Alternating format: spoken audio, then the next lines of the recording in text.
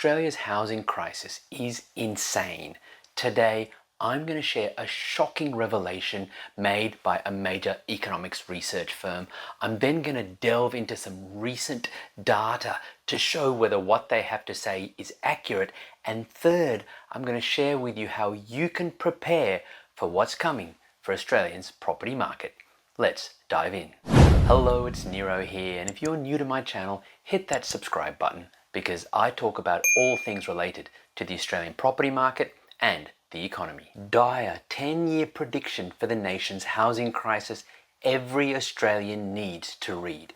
Australia's housing affordability crisis is expected to last another decade as construction activity fails to keep pace with population growth, experts say. Yep, that's another 10 years of people struggling to find a property to live in because we don't have enough properties in this country. Deloitte Access Economics has painted a grim picture for Aussies in its latest quarterly business outlook report released on Tuesday night, describing Labor's political leadership as uninspired.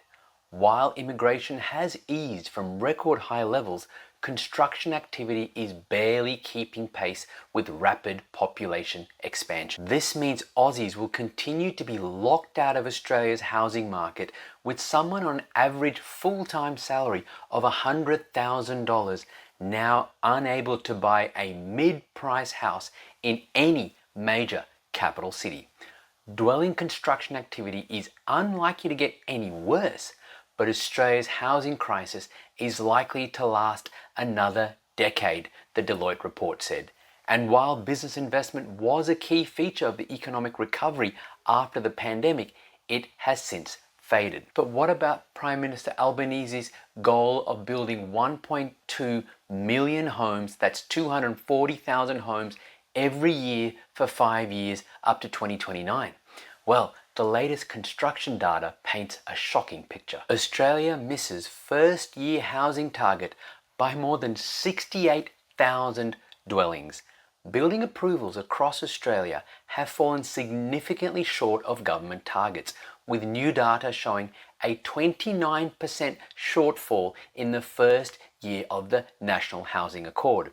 Australian Bureau of Statistics data analysed by money.com.au revealed only 171,394 building approvals were granted in 2024, well below the annual target of 240,000 needed to deliver 1.2 million new homes by 2029. The shortfall means Australia now needs 276,994 building approvals annually over the next 4 years to meet the government's target. How likely is that to happen? I'll come out and say it's just not going to happen. We will not meet these government targets. Money.com.au property expert Mansour Sultani said ongoing industry challenges were hampering construction efforts. Supply constraints, rising material costs, and planning delays continue to hold back construction and development in Australia.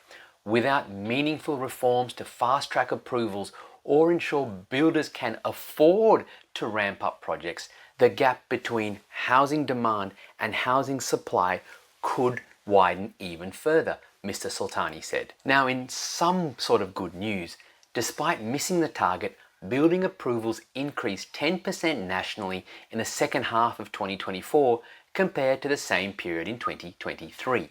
And when we look at the actual data from the Australian Bureau of Statistics, we can see that yes, total dwellings approved has increased. That's the light blue line on the top there. But when we look at how that's made up, what you can see is that increasing because private sector dwellings, excluding houses, so we're talking about attached dwellings like apartments, etc., they are increasing.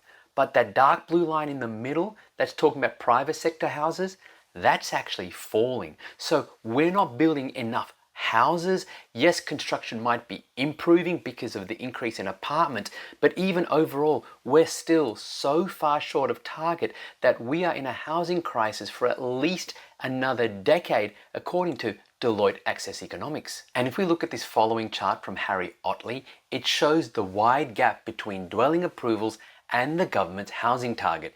You can see the Housing Accord target should be sitting at 240,000 100,000.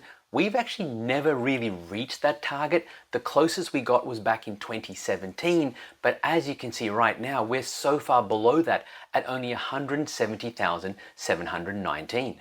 And this next chart paints a really clear picture about how bad our housing crisis is. You can see the green line, which is talking about population change. Yes, it might have dipped from its peak, but it's still well above long-term levels, and yet look at where construction levels are. Really, really low compared to the growth in our population. So that only shows that demand is rising far more than supply. So the question then is, what does this all mean for property prices? Now, many people will say, oh, look, well, if housing affordability is falling, and there's no doubt that with where prices are, affordability is at the lowest it's been at in recent memory, people will say that means that property prices have to fall. But with the housing crisis that we have, what they forget is that when demand is higher than supply, prices need to rise. So then how do you reconcile the two?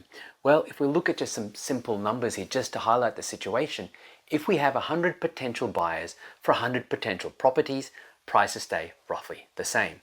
But what happens if we have 130 potential buyers for 100 properties? Well, then it will be, of that 130 buyers, it will be the 100 who can afford the highest prices who will get the 100 properties, thereby driving the prices of properties up.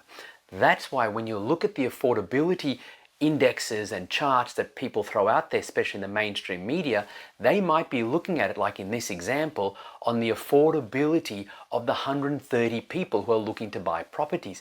But that's actually not accurate, because what you need to look at if you're looking to make a decision about which way property prices will head, you need to look at it from a demand and supply perspective. You need to look at it to go, okay, if there's only 100 properties and then these 100 potential buyers, what's their affordability like? Can they afford where property prices are? And the data shows that they can. That's why property prices at the moment are generally flat across the board, but tipped to rise. However, here's the other thing to consider. When we look at this chart from CoreLogic, looking at Australian dwelling values for just our capital cities, what you can see is that in Sydney, although Sydney property prices are starting to fall slightly, the cheapest quartile, the lowest priced 25% of properties, which is at furthest left line, is slightly above zero. It's starting to rise slightly. Melbourne, okay, negative across the board, but again, look at the difference in the price falls. It's the most expensive end of town that's falling the most. The cheapest 25% and mid-range 25% aren't doing as badly. And then when we look at our smaller capital cities like Brisbane, Adelaide, Perth, where they're all rising in general, you can see that it's the lowest priced 25% of properties that's rising the most. And when interest rates do fall, I expect this is only going to continue because of affordability constraints. You're going to have more people competing for the lower end of town in many of these areas, which means that those properties will rise and probably will rise first. They'll get to a level where then people go, oh, but if I just spend a little bit extra now, I can go into, say, a mid-range type of properties. And then that segment of the market will take off. So essentially what this housing crisis says is that many people will not be able to find a property to live in or even to rent for the next 10 years, which is a disaster for this country. But it also shows that in general, property prices and property rents will keep rising no matter what until this housing crisis is fixed.